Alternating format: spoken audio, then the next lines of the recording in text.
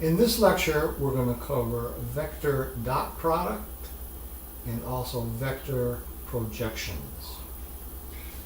So, given two vectors, v and w, and the components are w1, w2, w3, and v1, v2, v3, we write v dot w to mean the dot product. So what does that mean? Well, by definition, v dot w is equal to the magnitude of v. Okay, so this length times this length, the magnitude of w, okay, times the cosine of the angle between the two vectors. So cosine of theta. And theta we're going to let run from 0 degrees, that's where v and w point in the same direction, through 90 degrees and even through 180 degrees. So really 0 to 180 degrees inclusive. Okay, the second definition, v dot w, this is a geometric definition. The algebraic definition is simply to take the first component of v and multiply it by the first component of w, and to continue, plus v2 w2 plus v3 w3. Okay, so these are the two definitions for dot product, and I'm just going to repeat them up here. Okay, there it is. Next, we'll do projections of v onto w, and there's two types. Let me first erase this. There are two types. There's the vector projection, and the way it works is, in red, if we drop a perpendicular, so we have a 90-degree angle here, and we consider this vector here in red, that's the vector projection of v onto w. And I'm going to give it a name, let's just call it P for projection, and emphasize that it is a vector. Now this vector P also has a magnitude. So the magnitude of P is shown here. And this quantity, this number, is called the scalar projection of v onto w. Okay? So let's begin with the scalar projection.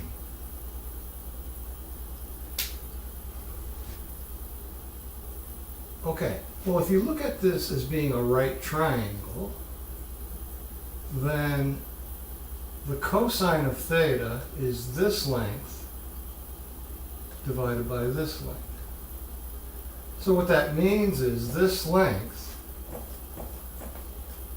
the magnitude of the vector P, is equal to the magnitude of vector V times the cosine of the angle between the two. Okay? Pythagorean theorem. Well, this quantity here is a lot like this one. So let's multiply both sides by the magnitude of W. Okay, so we're going to multiply this by the magnitude of W. So on the right-hand side, you simply have V dot W. V dot W. And on the left-hand side, you have this magnitude times this magnitude. So we want to solve for magnitude or length of P.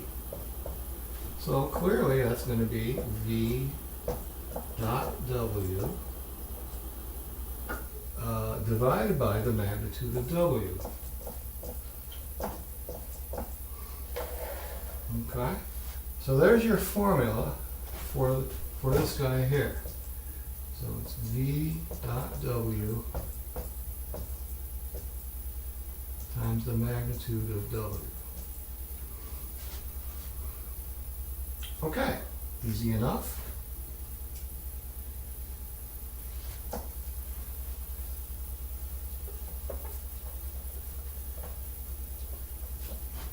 Now, if we want the actual vector P,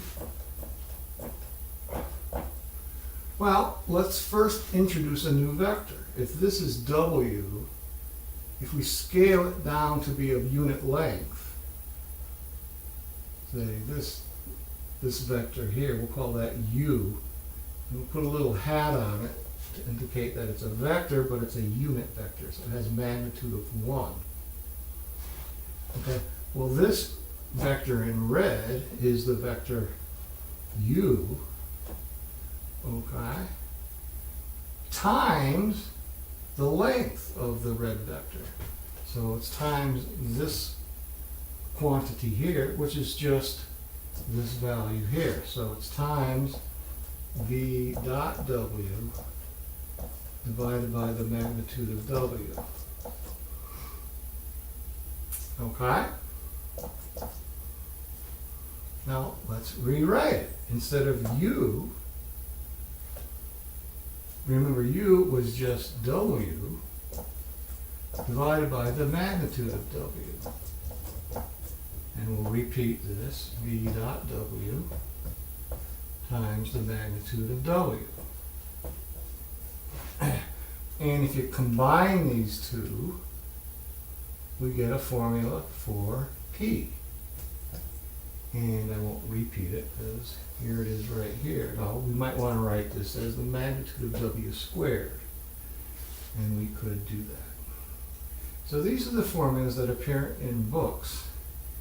I want to leave you with two statements.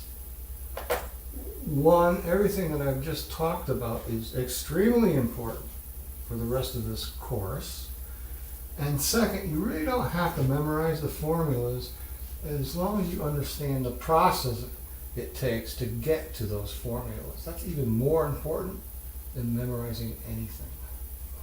So that completes this lecture, and I do thank you.